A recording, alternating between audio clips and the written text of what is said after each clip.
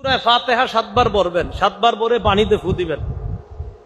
রাত 3টা বাজে আপনার বিবি হঠাৎ অসুস্থ, আপনার বিবি সন্তান সম্ভবা এই মুহূর্তে রাত 3টায় কোনো হুজুরে পাবেন না, ওনারা ঘুমায়, ইমাম সাহেব মুয়াজ্জিন সাহেব ঘুমায়।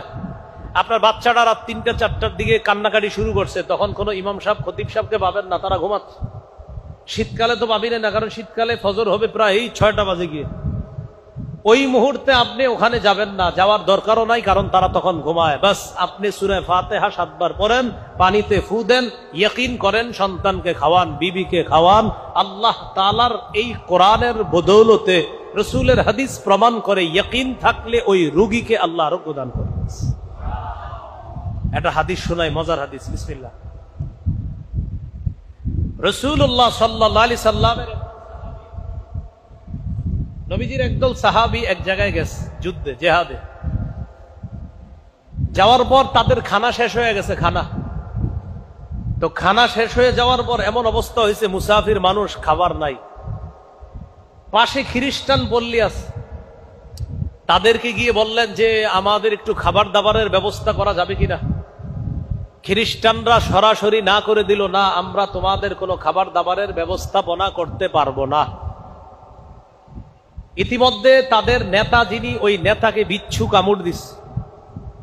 বিচ্ছু কামড় দেওয়ার পর সমস্ত ডাক্তার কবিরাজ আনে, কাজ হয় না। তারা পরামর্শ করলো, পাশে একদল মুসলমান আছে, তাদের মাঝে কেউ যদি ঝাড়ফুঁক করে, এই ঝাড়ফুঁক কেউ করতে পারলে তাকে আমরা নিয়ে আসি, দেখি ঝাড়ফুঁক করার পর কোনো কাজ হয় কিনা। মুসলমানদের সদস্য সংখ্যা ছিল মোটামুটি অনেক।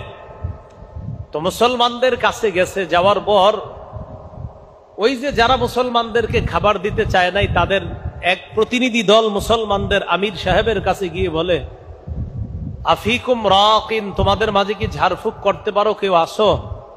মুসলমানদের আমির সাহেব যিনি, তিনি বললেন, হ্যাঁ আসি তো, কেন?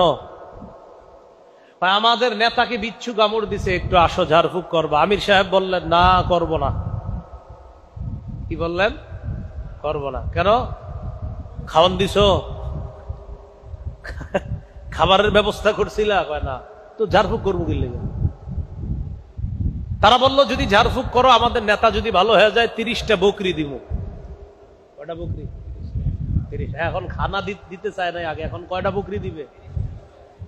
আমির সাহেব গেছে, যাওয়ার পর কি জানি পড়ছে, পইরা নেতারে ফু দিছে। আল্লাহর কি কুদরত, নেতা ভালো হয়ে গেছে। বকরি পাইছে, পাওয়ার পর সাহাবায়ে কেরাম চিন্তিত হয়ে গেলেন, ঝাড়ফুঁক কইরা বকরি পাইলাম, এখন খাওয়া যায় যাচ্ছে কিনা এই মাসালা তো জানি না, চলো নবীজির কাছে যাই। সাহাবীরা নবীজির কাছে গেলেন, ইয়া রাসূলুল্লাহ, ঝাড়ফুঁক করলাম, বকরিও পাইলাম, তারা খাওয়ান দিতে চায় নাই, পরে আমি শর্ত দিয়া ফু দিছি, পরে খাওয়ান দিছে, মানে বকরি দিছি। হুজুর, এই বকরি খাওয়া যায় যাচ্ছে? নবীজি বললেন, তোমরাও খাও, আমার জন্য রাখো। কি বললেন? তোমরাও খাও, আমার জন্য রাখো। এখান থেকে একটা মাসালা, ফুটু দিলে টাকা পয়সা জায়েজ আছে, মানে আমারে দেওয়া লাগবে না, কথা বললাম আর কি। এখান থেকে একটা মাসালা, যে ফু দিলে আপনার ওই যে হাদিয়া দেওয়া, ওইটা জায়েজ আছে।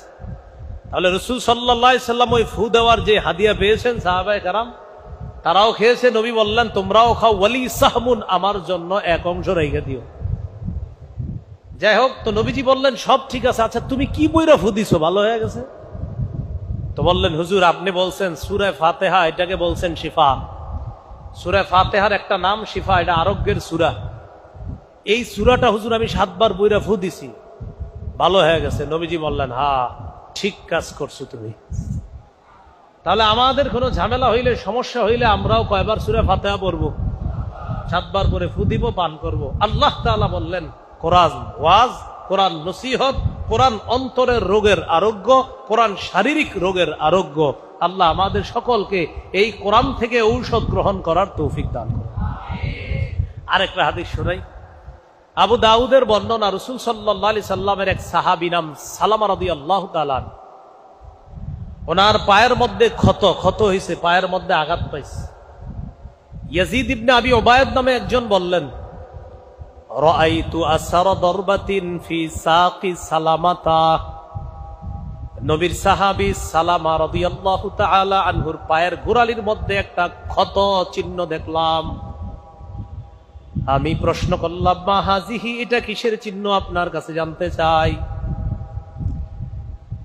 সাহাবী জবাব দিলেন, আসাবাতনি ইয়াউমা খায়বার, খায়বারের যুদ্ধের দিন আমার পায়ের মধ্যে আঘাতপ্রাপ্ত হয়েছিলাম। তারপর আঘাত পাওয়ার পর আমি নবীর কাছে আমাকে নিয়ে যাওয়া হয়। ফানাফাসা ফিয়া সালাসা নাফাসাত, আল্লাহর রাসূল আমার ওই পায়ের ওই জায়গায় 3টা ফু দেয়। কয়টা ফু দেয়? 3টা। নবীজি কোরআনের কিছু পড়ছে, কইরা এইভাবে 3টা ফু দিস। ফু দেওয়ার পর ফামাশতাকাইতুহা হাত্তাল আন, নবী আমার ক্ষত স্থানে 3 ফু দেওয়ার পর আজ পর্যন্ত আমি এই জায়গায় কোনো ব্যথা অনুভব করি না। প্রিয় ভাইরা, কোরআন পড়ব তো ইনশাআল্লাহ। আল্লাহ আমাদেরকে নিয়মিত কোরআন পড়ার তৌফিক দান করেন। কোরআন সুসংবাদ দাতা, কোরআন ভীতি প্রদর্শনকারী। সূরা ফুসসিলাতের 11 নম্বর আয়াত, এই আয়াতে আল্লাহ বলেন, বাশীরাও ওয়া নাযীরা। কোরআন বাশীরা, জান্নাতের সুসংবাদ দান করে। নাযীরা, কোরআন জাহান্নাম থেকে ভয় দেখায়। এজন্য যারা কোরআন পড়বে, কোরআন অনুযায়ী চলবে, কোরআন তাদেরকে জান্নাতের সুসংবাদ দেয়। কারা কারা আল্লাহর খাস সদস্য হতে চাই আমরা? কারা কারা? সবাই চাই ইনশাআল্লাহ? বলেন ইনশাআল্লাহ। বলেন আমরা। বলেন আমরা আল্লাহর পরিবারভুক্ত হতে চাই। তাহলে আপনাদের মাথায় প্রশ্ন আসছে, আল্লাহর কি আবার পরিবার আছে কিনা? হ্যাঁ, قال رسول الله صلى الله عليه وسلم إن لله أهلين من الناس। নবীজি বলেন, মানুষের মধ্যে কিছু মানুষ আছে যারা আল্লাহর পরিবার। সুবহানাল্লাহ। মানুষের মধ্যে কিছু মানুষ আছে যারা আল্লাহর পরিবার। সাহাবীরা বললেন, মানহুম ইয়া রাসূলুল্লাহ, তারা আবার কারা? নবীজি বললেন, হুম আহলুল্লাহ, আহলুল কুরআন, খাসাতুহু ওয়া আহলুহু। নবীজি বললেন, যারা কোরআন পড়ে তারা আল্লাহর বিশেষ পরিবারভুক্ত হয়ে যায়। কোরআন যারা নিয়মিত পড়বে তারা আল্লাহর বিশেষ পরিবারভুক্ত হয়ে যায়। হাফেজ সাহেব যারা আছে এই জায়গায়, আমরা আজকে হাফেজ হইলাম, তোমরা মরণ পর্যন্ত কোরআন একদিনও তেলাওয়াত করা ছেড়ে দিবা এমন যেন না হয়। যেদিন বিয়া করবা এদিনও কোরআন পড়বা। হ্যাঁ, বিয়ের টেনশনে কোরআন পড়ে না যে আমি আজকে তো আমার বিয়ে, কোরআন পড়বে না, বিষয়টা এমন না। ওই দিনও পড়তে হবে, যেদিন বিয়ে সেদিনও, মানে বিয়ে হোক, বিয়ে হবে, সমস্যা নেই, কিন্তু কোরআন পড়া আবশ্যক। সহিহ বুখারীর বর্ণনা, ক্বালা রাসূলুল্লাহ সাল্লাল্লাহু আলাইহি ওয়াসাল্লাম তাআহাদুল কুরআন। নবীজি বলেন, তোমরা নিয়মিত কোরআন চর্চা করো। ওটের বাঁধন খুলে দিলে বাঁধনহারা ওট যত দ্রুত পালিয়ে যায়, লাহুয়া আশাদ্দু তাফাসসিয়াম মিনাল ইবলি ফি উকলিহা। নবীজি বলেন, হাফেজ সাহেবরা যদি কোরআন মুখস্থ করার পর কোরআন না পড়ে, কোরআন চর্চা না করে, চর্চার অভাবে যদি হাফেজ কোরআন